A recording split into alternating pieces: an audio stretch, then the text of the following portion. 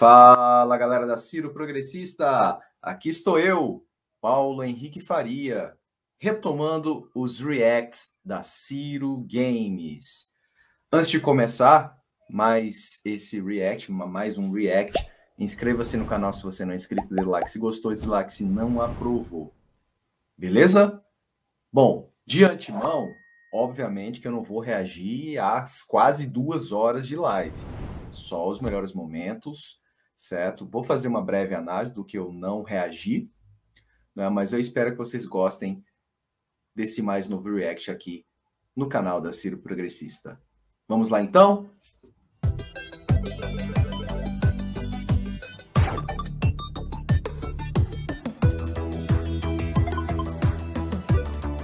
O Santana manda muito bem. Muito bom essa intro.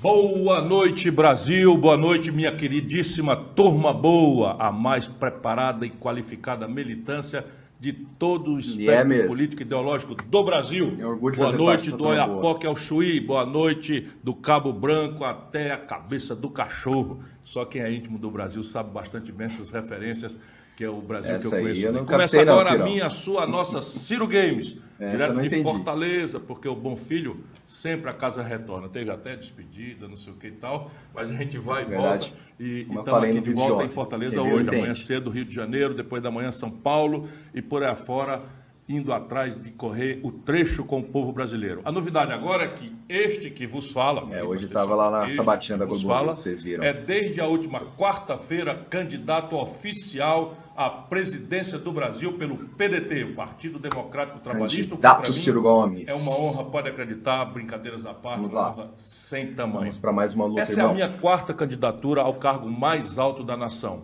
O que é uma prova, deixa eu citar aqui um trecho do nosso hino, que um filho teu, meu Brasil, não foge à luta. O hino é assim, um filho teu não foge à luta. E esse filho não foge mesmo, como todos vocês que me acompanham já sabem muito bem. Por mais difícil e desigual que seja essa luta, eu estou aqui para o que deve lutando por um Brasil melhor. Eu também, nós também. Por um projeto nacional de desenvolvimento que passa longe, mas muito, muito, muito, muito, muito longe mesmo dessa demagogia barata e dos espetáculos grotescos que nós estamos vendo por aí. Estamos na trincheira democrática, meus irmãos e minhas irmãs, defendendo ideias e ideais, defendendo uma revolução na educação como o Brasil jamais viu, defendendo um país unido, pacificado, reconciliado e livre para crescer. E enquanto existirem brasileiros e brasileiras como vocês, que lutam pelo mesmo, eu estarei aqui firme e forte, cheio de energia e fé e muita paixão. Porque o que é do homem, se diz aqui com muita sabedoria, o que é do homem, o bicho não come. E vamos em frente, chamando a participação dela, a primeira dama do meu coração. Boa noite, Gisele. Boa noite, do nosso coração. Meu presidente. Boa noite, galera de todo o Brasil. Gostei dessa primeira dama do meu coração, viu? Sim, mas é mais absoluta verdade. Você sapateia de tamancos no meu coração. Pelo presidente, primeira dama do Brasil, se Deus quiser. Vamos lá, vamos para a entrevista. Roberto Cláudio, ex-prefeito. Eu já fui prefeito de Fortaleza e quando eu terminei precocemente meu mandato para salvar o Ceará de um desastre político, eu tive a honra e o privilégio de vencer as eleições para governador em todas as urnas da cidade. Claro que esse tempo já vai longe, mas a minha tarefa foi nunca mais pretendi voltar ao governo do Ceará, apesar de todo esse carinho. Nunca, pode até ser que aconteça, sempre humildemente aceitarei sempre o resultado do meu único patrão, que é o povo do Ceará e o povo do Brasil. Mas até o presente momento, nunca perdi uma eleição aqui no Ceará, nem... E eu falei sobre isso no vídeo de ontem, vocês devem ter acompanhado a parte inicial, né? E só para complementar o que o Cirão falou, isso mostra que ele não é egoísta, como uns por aí.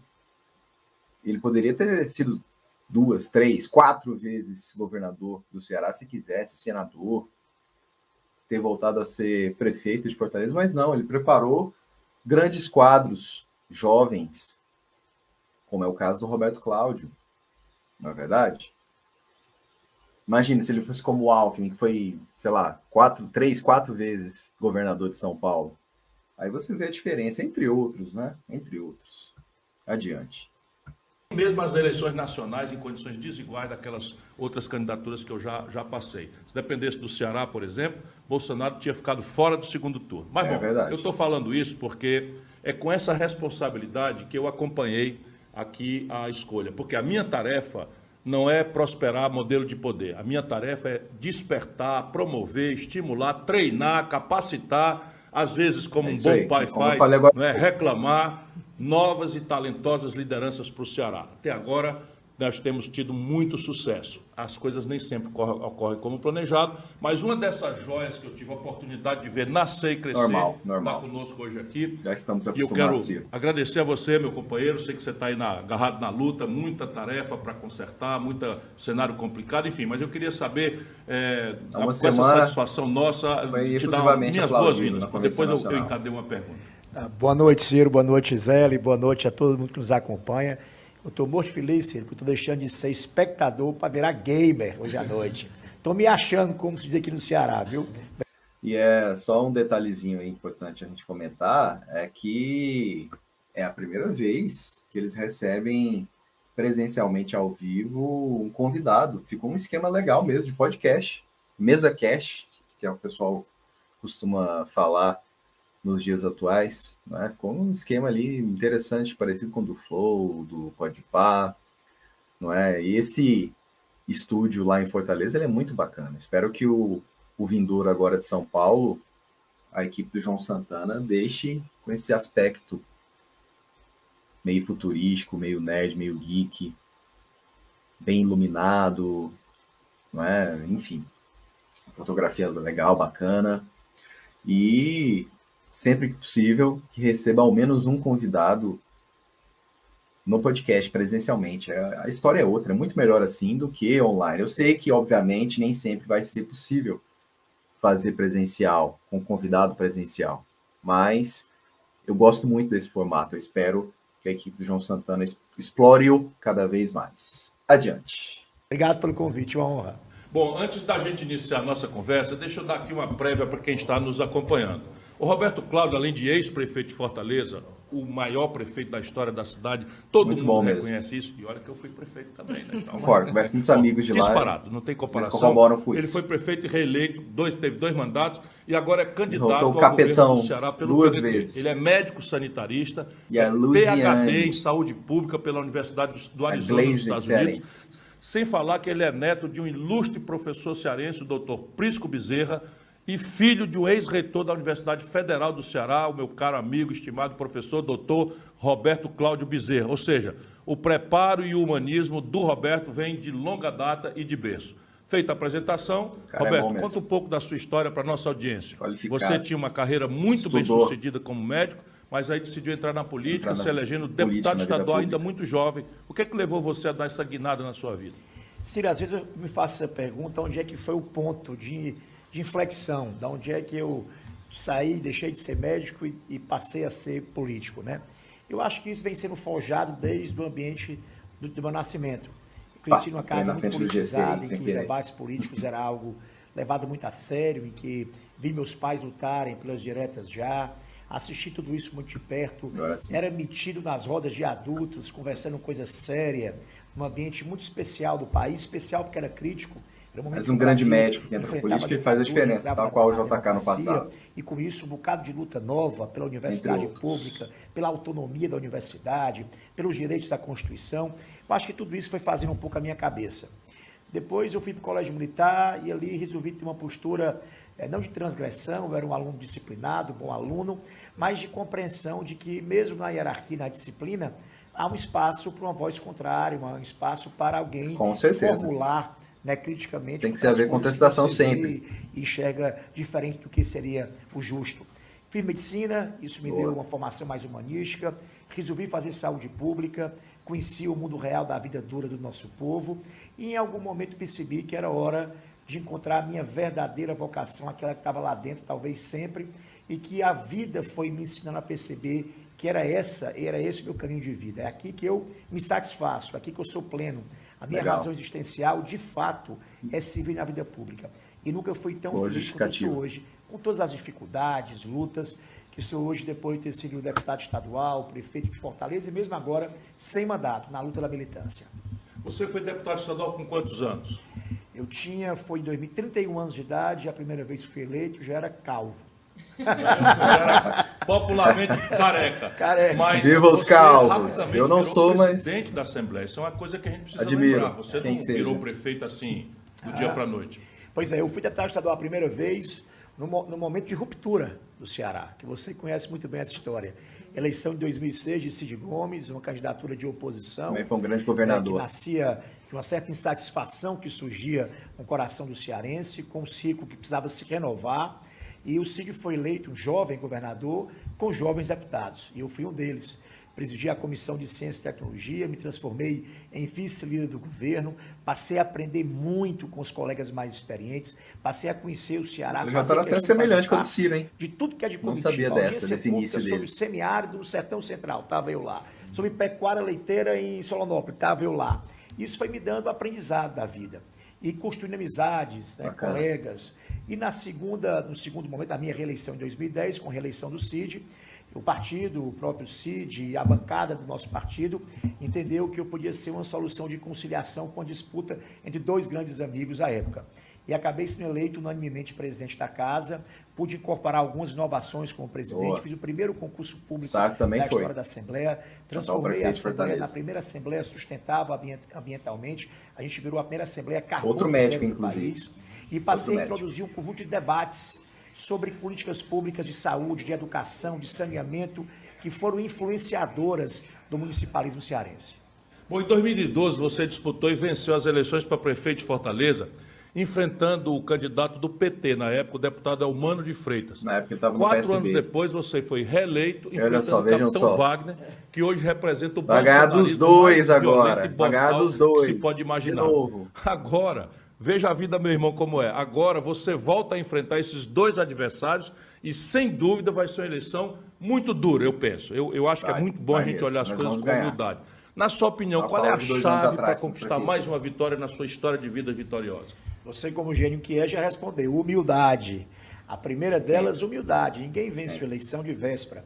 E pobre daqueles que acham que fazendo acordos partidários, com chavos, né, utilizando de uma arrogância, de um certo reconhecimento, vão bater a eleição de véspera. Olha que o povo é sábio, é sabiamente decisivo nesses momentos. Então, o primeiro passo é a humildade. O segundo é a gente ter capacidade de interpretar o sentimento do povo. E qual é o sentimento do povo nesse momento? Você ainda vai aprofundar o debate, enfim, vocês rodaram aí um ano fazendo prévias com 4 pré-candidatos, todos. Tem que ser. Né? Foi uma dinâmica rica, como a gente costuma fazer, em vez de ser um dedaço de cima para baixo, os 4 foram, cada qual mais preparado, foram para o campo. O que é que o povo cearense hoje deseja e o que é que nisso ele é similar ao que deseja o povo brasileiro? Só um parêntese, Ciro. Isso demonstrou vitalidade partidária e para cada um de nós humildade e valor. Exatamente. A condição de virar como foi feito. Eu não sei que em outro estado isso aconteceu.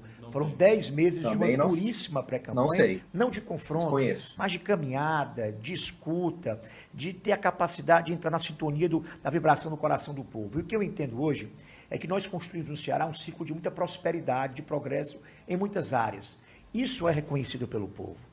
A qualidade da educação, a educação em tempo integral, o saneamento fiscal do Estado, a interiorização da saúde pública, os próprios investimentos em segurança, tudo isso tem uma parcela de reconhecimento.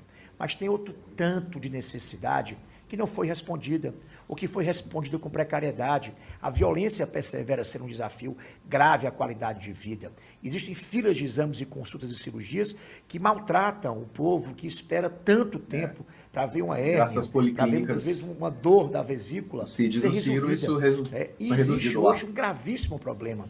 Esse ciclo de prosperidade que você iniciou, que muita coisa foi feita, mas que o povo espera agora um ciclo renovado de prosperidade, com novas ideias, com novas pessoas, com novos projetos que encarem de frente esses desafios que persistem maltratando a qualidade de vida do povo. Eu tenho um bocado de palpite disso aí, mas vou deixar para outra hora. Bom, na convenção de domingo, eu estava do seu lado ali, uma multidão lá no Farias Brito, da senador Pompeu. Nessa convenção que oficializou a sua candidatura, você disse que aprendeu muito com seu pai o valor da coragem, da gratidão e, enfim, da disposição para o trabalho. Conta para a nossa audiência, para quem que você estava mandando esse recado? Olha, Eu aprendi com meu pai que a coragem ela é sinônimo do caráter. Um homem que não tem coragem, no precipício ele lhe empurra. Né? Isso meu pai dizia sempre para a gente. Então, mantenha a fibra, a coragem, porque ela caminha de mãos dadas com a lealdade. Um homem corajoso é capaz de correr risco. Bom, esse recado aí claramente foi para o Camilo Santana, que até pouco tempo atrás era o governador. Ele que foi eleito graças, como eu falei ontem, ao Ciro e ao Cid. Ele foi o sucessor do Cid, não é? Chegou a ser secretário do mesmo e tal, também foi deputado estadual e tal. Mas cedeu ao hegemonismo do Lula. Que vergonha, que papelão, hein, Camilo Santana? Vai apoiar esse poste desse ser humano aí, só para atrapalhar o Roberto Cláudio? Que vergonha. Ai, vai ser ministro do Lula. Boa sorte, meu filho. É como o Brizola sempre falava, a política ama a traição e odeia o traidor, não é? E esse recado claramente foi, primeiro, para você e segundo, para a Isolda, que era vice do Camilo Santana, também foi muito ajudada por nós do PDT, sobretudo o PDT do Ceará, e está lá agora também. Fez uma ceninha, não aceitou perder na convenção, como falaram aí, foi de maneira democrática, correta, justa, e agora vai para o PT. A máscara caiu, né? Então o recado com certeza foi para esses dois. Adiante. Para ter só poder, para ambição pessoal, para a mesquinharia da coisa pequena, de ter alguma coisa em troca, né? Não vale a pena. Então esse recado é para qualquer homem ou mulher pública que não se adequa a essa situação que o povo nos impõe, de ser desprendido. Captei vossa mensagem, mestre. De não ter medo dos riscos, porque lutar pelo povo e lutar pela necessidade das pessoas é o que realmente nos motiva. Você fez na pergunta anterior, que eu acabei não respondendo, disputando com o Elmano e com o Wagner. Deixa eu tentar explicar um pouco. Vamos para uma disputa que não é contra ninguém. Eu não quero disputar contra o Elmano. A favor do Ceará. É o melhor projeto do Ceará. Em favor da nossa gente. Isso. Fazer um manifesto verdadeiro de amor, de entrega, de compromisso, porque eu tenho consciência do tamanho da responsabilidade que é suceder grandes governos, como o Ceará vem tendo.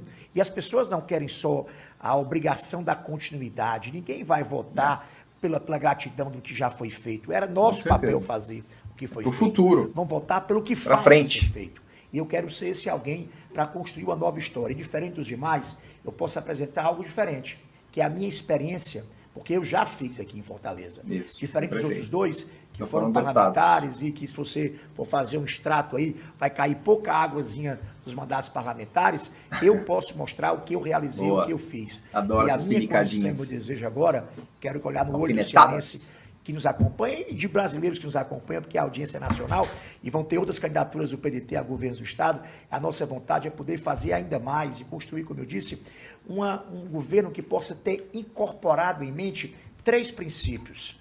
Com muita humildade, reconhecer o que está bem e continuar para proteger, por exemplo, o Ceará. Também fez um bom trabalho, mas... Começa do bolsonarismo, que aqui vai ter uma expressão de candidatura. Também ter a capacidade de interpretar o que está ruim e corrigir esse mal.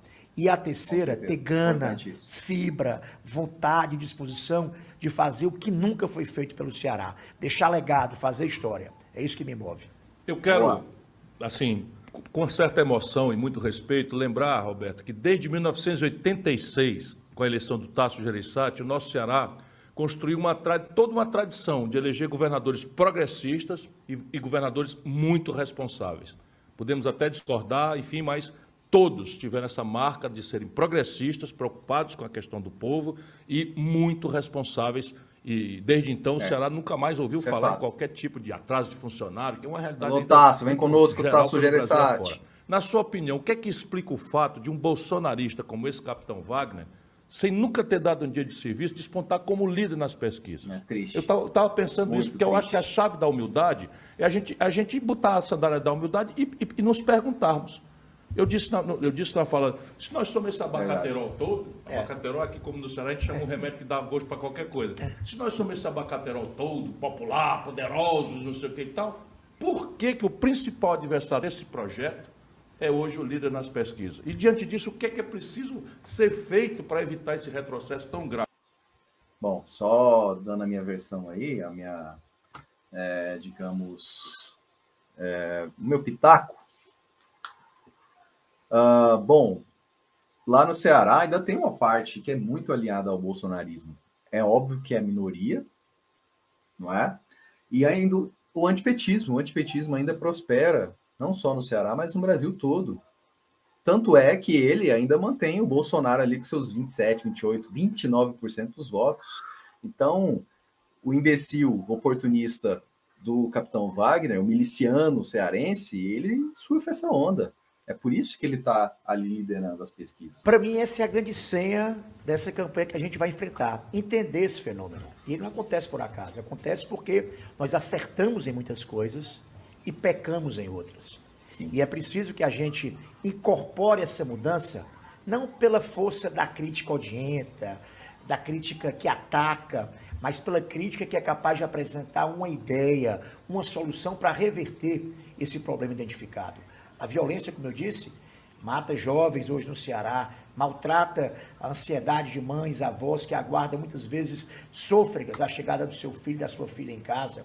O capitão só fala nisso, né? Só fala nisso. Ele é um dos grandes responsáveis por essa violência institucionalizada que dominou o Ceará, mas só fala nisso.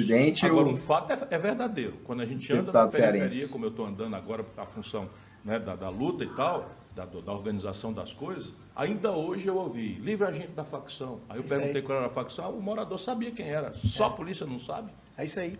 E a diferença nossa do capitão, Ciro, é que nós não vamos apontar o dedo grossa da crítica, da raiva, descomprometida e incapaz de propor. A gente é preciso interpretar, diagnosticar o que está ruim. Saber o que está errado e o que pode ser feito para dar o próximo salto. Essa vai ser a grande diferença para a gente responder aos problemas de hoje. O desemprego, a informalidade, a carestia, como eu disse mais cedo, é uma realidade cruel. Não adianta dizer que não existe. Eu tenho andado no interior, as pessoas têm comido menos, têm comido pior. Isso não pode ser algo que nos conforme, porque há uma crise e é assim mesmo. Não é da nossa natureza, sua, minha, de quem milita nesse campo, entender isso como uma consequência de uma crise. Isso é algo dramático, que tem que ser respondido com indignação e com respostas objetivas e concretas. Programas de auxílio ao endividado, programa de auxílio à renda, de segurança alimentar, objetivos e concretos. Não adianta só falar mal, não adianta apontar o dedo, nós não somos dessa natureza. Nós apontaremos os problemas, mas junto com eles há soluções para resolvê-los. Boa. Roberto, você disse na convenção e disse agora de novo que pretende continuar o que está bem e corrigir o que faz ao vivo. Mal. Fale um pouco sobre isso. O que está indo bem? O que você pode mudar no Ceará? Agora você precisa ter orgulho do que nós fizemos na educação.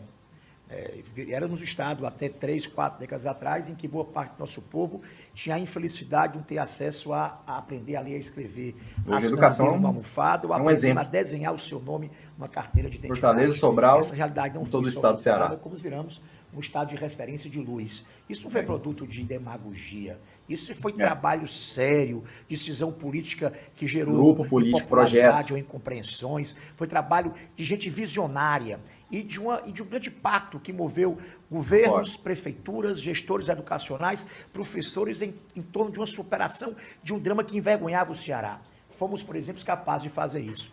Está bem? É o suficiente? Claro que não.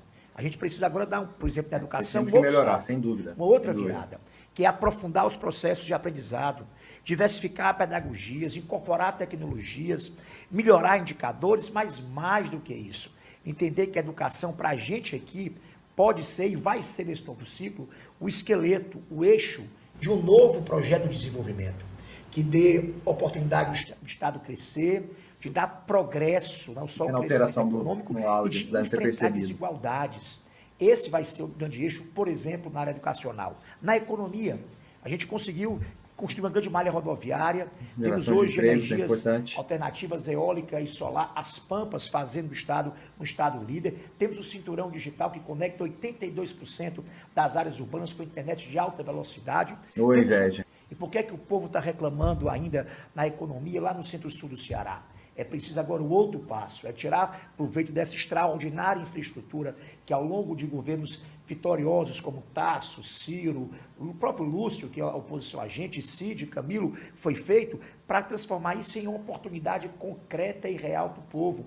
Descobrir novas vocações, ampliar existentes, transformar o agronegócio em um agronegócio mais tecnológico, mais produtivo, de maior valor agregado, induzir novas vocações industriais ao longo, por exemplo, da Transnordestina, que vai cortar o Ceará inteiro, do Cariri até o Porto do Pecém. Isso envolve Porto Seco, centro de logística, e ao mesmo tempo entender que há um universo novo para a juventude gamer, que é a economia digital. E essa estrutura básica, a infra, está por aqui. Capacitação para o trabalho é algo fundamental também, principalmente para a nossa população jovem que terminou o ensino médio, às vezes fez o ensino superior e está... Será que eu sou gamer?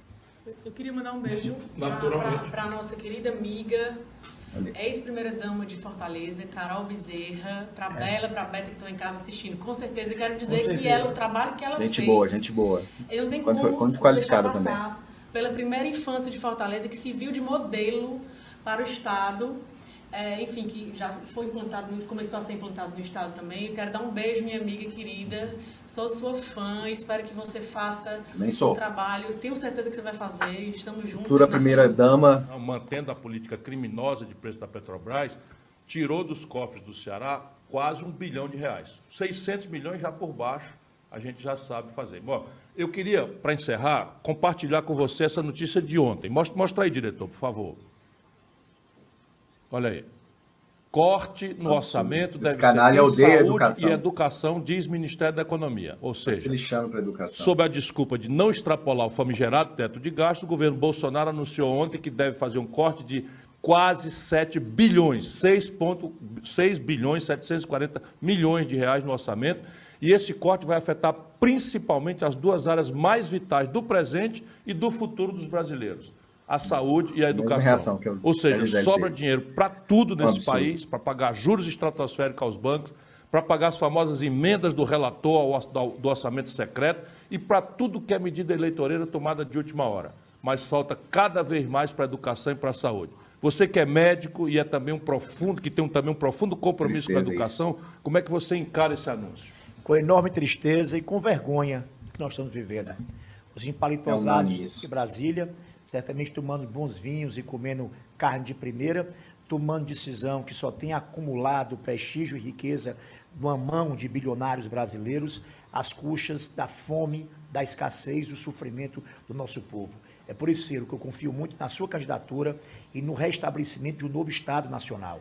Um Estado que seja socialmente sensível, eficiente, capaz de arrecadar mais dos bilionários e distribuir em forma de educação, de saúde, de oportunidade para quem tem menos. Eu faço parte da turma boa, estou cheio de fé e entusiasmo que você vai mudar o nosso país. Muito obrigado. Eis aqui Roberto Cláudio, que o PDT escolheu numa dinâmica muito aberta, muito democrática. Ficam me acusando de ter escolhido, mas eu não pedi um único voto.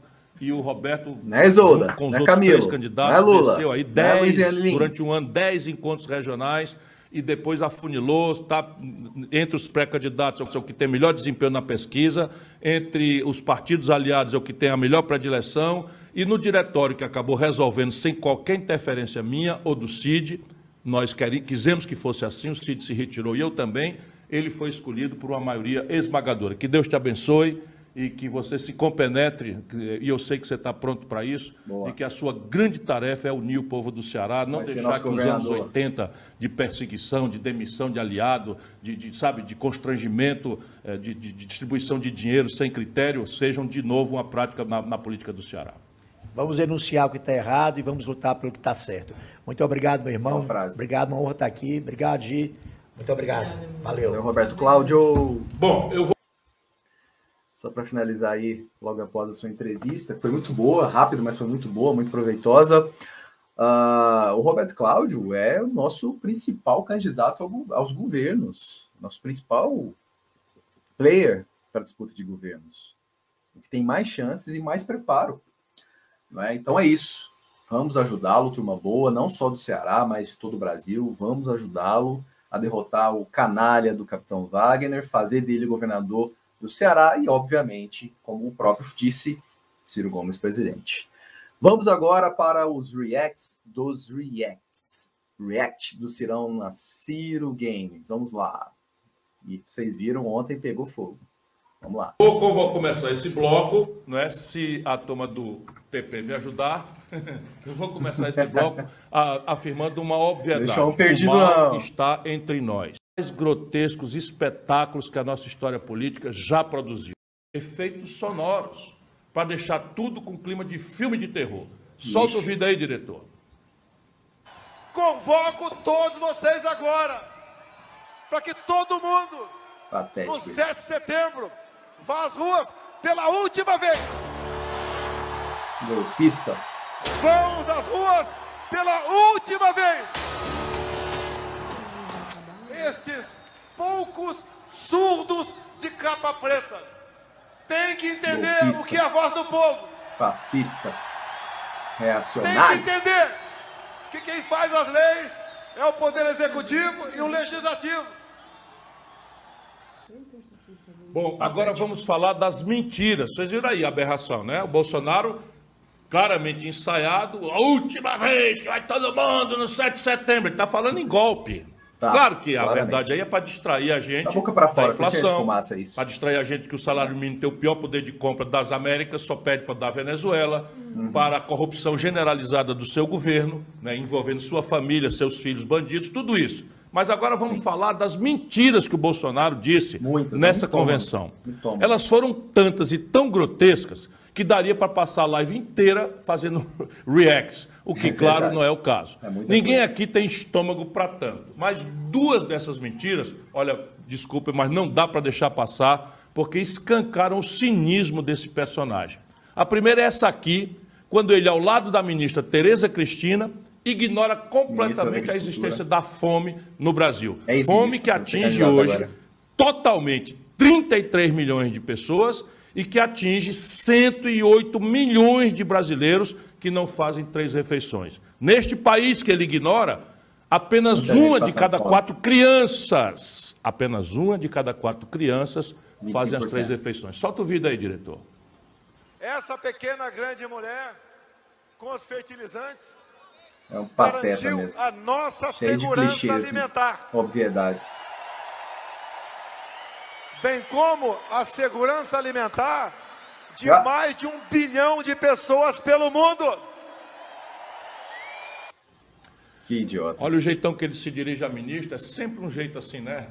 Exótico, a pequena, grande mulher. Mas mais de Machista. 125 milhões, eu falei aqui em 108, o número oficial, 125 milhões de brasileiros convivem hoje com algum tipo de insegurança alimentar, Muita que é gente. comer muito menos do que o necessário, ou não sequer saber se haverá comida amanhã, no dia seguinte. Agora vou repetir. 33 milhões e 100 mil brasileiros passam fome, completamente. Apenas uma em cada 4 crianças. Meu irmão, muito nos últimos não anos deixa uma isso. pedra tomar o lugar do teu coração. Apenas uma em cada 4 crianças brasileiras consegue fazer as 3 refeições diárias. Não satisfeito, Bolsonaro ainda teve a cara de pau de negar a corrupção no seu governo. Aí, Absurdo. realmente, os céus tremeram e qualquer brasileiro consciente deve ter ficado com a boca aberta. Pode rodar, diretor. Temos o zelo com a coisa pública. Não tem jeitinho no nosso governo. Como é hipócrita, como é mentiroso. 3 anos e meio, sem corrupção. Se aparecer, Muito palhaço. vamos colaborar nas investigações. Tipo assim, né, tirar o COAF do Ministério da Fazenda. Bolsonaro, toma vergonha na cara. No máximo, você poderia dizer que o seu governo é menos corrupto do que o do Lula. Porque aí nós entraríamos num terreno completamente subjetivo sobre qual governo roubou mais. Mas dizer que não tem jeitinho no seu governo, É boa. que são 3 anos e meio sem corrupção, pera lá, né, Bolsonaro? Duvidando da nossa inteligência, inteligência das pessoas. E o escândalo das barras de ouro no Ministério da Rachadinha Educação. antes, durante. E a compra dos kits de informática para as escolas que não tem sequer água nem luz, que eu denunciei aqui. E o orçamento secreto, Bolsonaro, É um negócio absolutamente escandaloso. Agora acabaram de pegar essa montanha de dinheiro aí, essa mala de dinheiro que a Polícia Federal descobriu na casa de um diretor de uma empresa que negociava contratos com a Codevasp. Todo mundo sabe da ladroeira na Petrobras, da venda subfaturada da Abreu e Lima, da venda subfaturada dos gasodutos e oleodutos, da escandalosa venda dos 3 bilhões de ativos do Banco do Brasil por 300 milhões para o BTG, da compra de uma casa de 6 milhões de reais pelo teu filho Flávio Bolsonaro, tudo isso abafando, controlando, etc, etc. Bom, tá certo que essa mala aí não se compara com aquelas malas do Gedel, amigão do Lula. Amigo, já estão juntos de novo na Bahia. Aquela mala do Gedel era 51 milhões de reais. Bota as duas fotos lado a lado aí, diretor, para a gente acompanhar. Bom, a da direita é a roubalheira do amigo do Bolsonaro. A da esquerda é do amigo Gedel, do Lula. E assim caminha a humanidade e esse país indo para o brejo e o nosso povo cada vez mais desconfiado que a política virou mesmo um pardieiro de bandidos, de ladrões e de egoístas, né, que esquecem todo e qualquer princípio moral, qualquer escrúpulo na luta selvagem pelo poder e pelos privilégios. Bom, mas é isso, Ciro, vale tudo pelo poder. O Lula critica tanto o Bolsonaro, os petistas, lulistas criticam tanto os bolsonaristas, mas no final das contas, o modus operandi é o mesmo, tanto nas práticas políticas quanto nas práticas econômicas. Tudo bem que um é democrata e outro golpista. Claro, sabemos bem essa diferença, mas vale tudo pelo poder. Inclusive incluir esses corruptos safados do MDB, do Centrão. Mais cedo mesmo, não sei se vocês viram, mas o Lula já falou, olha, eu não sei se eu vou conseguir interferir aí na presidência da Câmara, talvez tenhamos que continuar com Arthur Lira. Muda tudo para não mudar nada. É sempre assim. Não vai mexer lá na Câmara e não vai mexer também na presidência do Banco Central. Ele quer agradar o mercado e o Centrão ao mesmo tempo. Tudo pelo poder. Tudo para se manter no poder. Deixa eu roubar. Se for para ficar no poder, então é isso. Então é quase 6 por meia dúzia. Se você quer mudança, está na hora de você olhar para o Ciro. Vamos fazer diferente dessa vez. Adiante. Nessa disputa de bala de dinheiro roubado do povo, o Gedel continua imbatível. Por enquanto apenas. Campeão, vamos aguardar que mais vai aparecer muita coisa ainda por aí. Mas já que estamos falando de malas de dinheiro, vale a pena a gente ver um trecho de uma entrevista do senador Jacques Wagner do PT. Meu amigo, mas veja bem como é a régua do PT. Corrupção para eles só interessa a dos outros. O contexto, para quem não sabe, é o seguinte. Gedel, que é o manda-chuva do MDB da Bahia, indicou um correligionário seu, o vereador Geraldo Júnior, para ser o candidato a vice-governador na chapa do petista Jerônimo Rodrigues, lá na Bahia. Aí veja a explicação do Wagner quando foi questionado sobre essa aliança. Solta aí, diretor. A chegada do MDB nessa base de Jerônimo não causa nenhum tipo de constrangimento a vocês do PT, visto que teve toda aquela situação de Gedel com a justiça, teve aquelas fotos dos bunkers, da mala de dinheiro. Para mim não causa nenhum constrangimento, já conversei muito com o Gedel, com o Lúcio, mas na verdade a aquisição do MDB, a aquisição de Geraldo Júnior, presidente da Câmara de Vereadores aqui de Salvador, eu considero isso é muito melhor que foi uma grande aquisição. Precisava. Tá aí. Nenhum constrangimento, engraçado é a palavra aquisição. Aquisição é o ato de adquirir. Também pensei isso. Pode ser sinônimo de comprar. Bom, tá aí nenhum constrangimento mesmo, nem coisa alguma. Na cabeça do PT, fazer aliança com alguém que escondia malas com 51 milhões de reais do povo brasileiro é a coisa mais normal do mundo. E reparem, é implicância minha ou vocês também não acharam meio esquisito o Jacques Wagner falar em aquisição do MDB? Achei. Até onde eu sei, aquisição é um termo usado para definir a compra de alguma coisa. Bom, para não me acusar mais de ser maldoso, eu deixo a explicação para os estudiosos em línguas portuguesas, ou do Brasil ou de Portugal, quem sabe os especialistas em... Talvez tenha sido um sincericídio, não é, Ciro? Não sei. Não é mais... É fato, é vergonhoso toda essa fala, é vergonhoso o papel que o Jacques Wagner, que até foi um bom governador da Bahia, vinha fazendo um trabalho interessante no Senado, mas de uns 2 anos para cá, meu Deus, se perdeu completamente, virou um capacho do Lula. Atos falhos. Seja como for, é por essas e outras que o Bolsonaro até poderia se sentir autorizado a dizer que faz um governo menos desonesto do que o do Lula. Mas daí a falar que não tem corrupção no governo dele, Bolsonaro, vai uma distância maior do que a que existe entre o meu Guarani de Sobral e o Real Madrid. O Guarani de Sobral não vai Real Madrid, bem, que é Barcelona, que é Barça. Do promotor, quer dizer, do promotor do Ministério Público, do delegado da Polícia Federal, que se atrever a investigar mais a fundo esses escândalos do Bolsonaro e da sua turma. Todos são transferidos, como eu já falei, afastados ou exonerados, quando começa a descobrir quem são os peixes graúdos por trás dessas escandalosas roubalheiras. A gente também sabe bem o que acontece quando a denúncia chega à Procuradoria-Geral da República, do doutor Augusto Aras. Gaveta ou arquivo. Agora mesmo, a Procuradoria-Geral da República encaminhou parecer ao Supremo Tribunal Federal pedindo o arquivamento de 7 denúncias feitas pela CPI da Covid contra Bolsonaro, o general Pazuello e outros bolsonaristas de triste memória. A Procuradoria não viu nada de errado no comportamento dessas autoridades, mesmo diante do fato de que o Brasil, que tem o equivalente a 3% da população do mundo, registrou aqui entre nós 11% das mortes causadas por Covid do mundo todo. Você prestou bem atenção, meu irmão? O procurador não viu nada demais. E a explicação foi o comportamento criminoso, não só anticientífico, mas o Brasil foi para o fim da fila da vacina, porque estavam montando esquema com o general Pazuello e tudo, montando esquema de propina na vacina, na hora de uma pandemia que matou quase 700 mil pessoas. Isso eu não vou deixar esquecer em nenhuma hipótese. O Lula e o PT não podem falar, mas eu não tenho rabo de palha. Mas deixa eu voltar aqui. A convenção do Bolsonaro, olha, foi um espetáculo. Foi um espetáculo de cinismo, de boçalidade e de vocação golpista, e de desacato à ordem constitucional. Bom, eu quero fazer um último registro. Todos esses absurdos que ele falou estão sendo replicados nas redes sociais a um custo astronômico, porque dinheiro é o que não falta para essa gente deitar e rolar.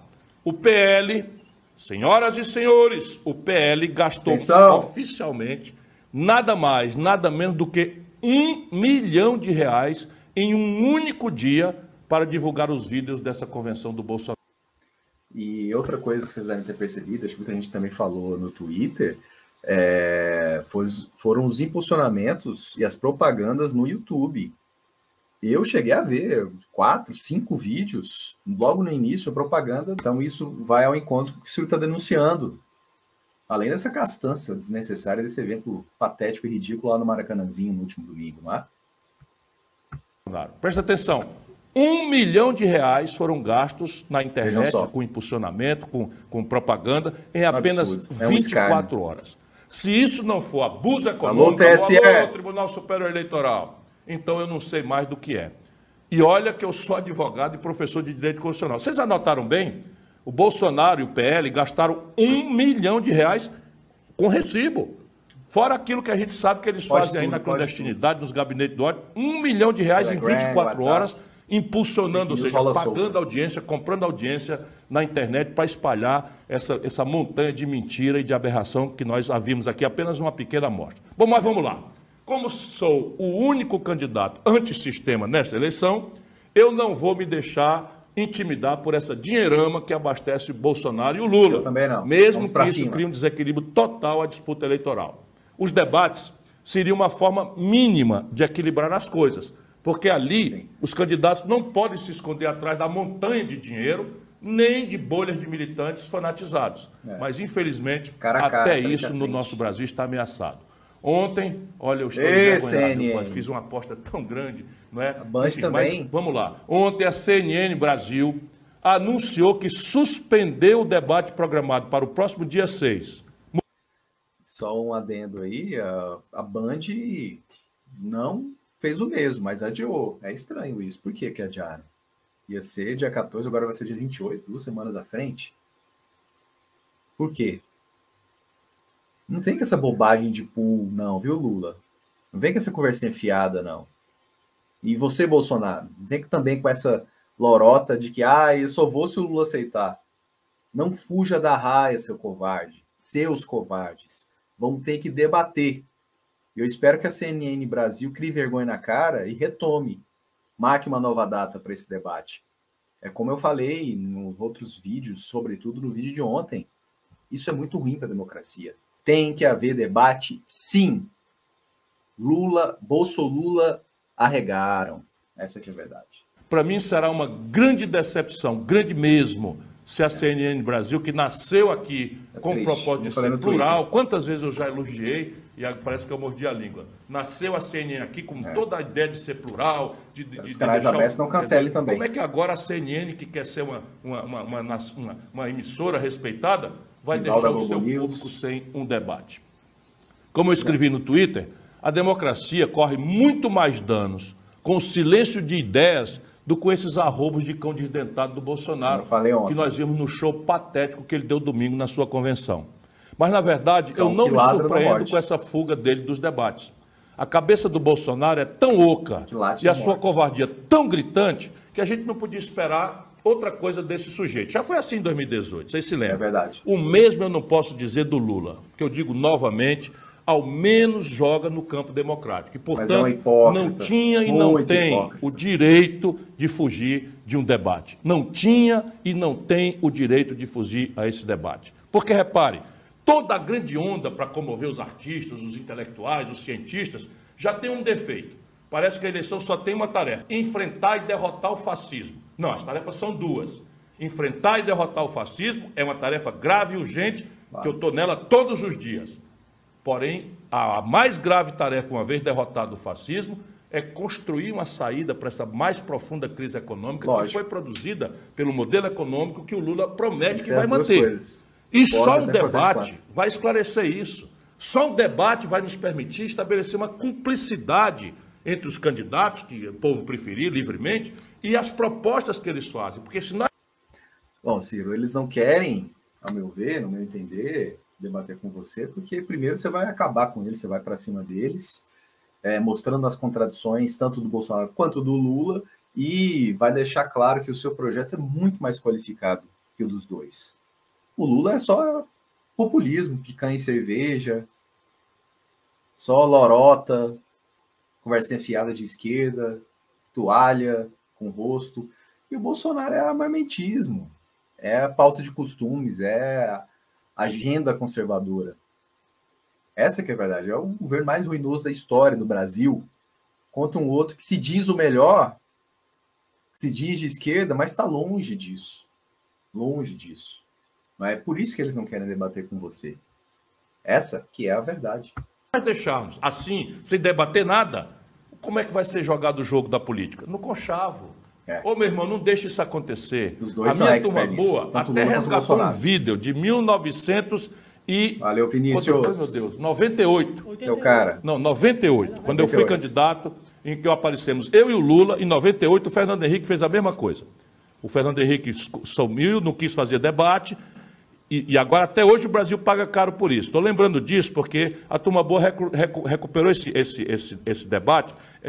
Eu era adversário do Lula, o Lula candidato, eu também candidato, eu tinha ajudado a fazer o real, o Fernando Henrique tinha botado a perder o real e estava mentindo despudoradamente e conseguiu isso que a CNN fez, não fazer nenhum debate. Bom, eu e o Lula convocamos uma entrevista coletiva juntos, apesar de adversários, e fizemos uma denúncia.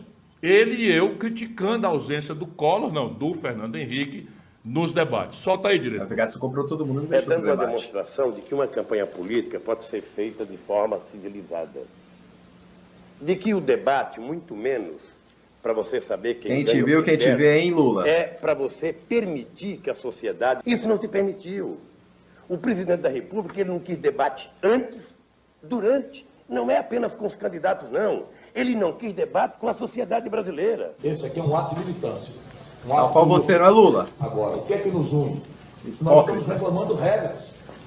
Nós estamos reclamando... A diferença de coerência do Ciro com o Lula. Eu tinha cabelos, eles eram escuros, e o Lula era essa figura aí, 98. Eu continuo na mesma linha, continuo do mesmo lado, seguindo a mesma linha de coerência, jogando no campo das ideias. Já você, Lula, que decepção, como diria o meu amigo Ferrúcio, que decepção, cada vez mais parecido com o Bolsonaro.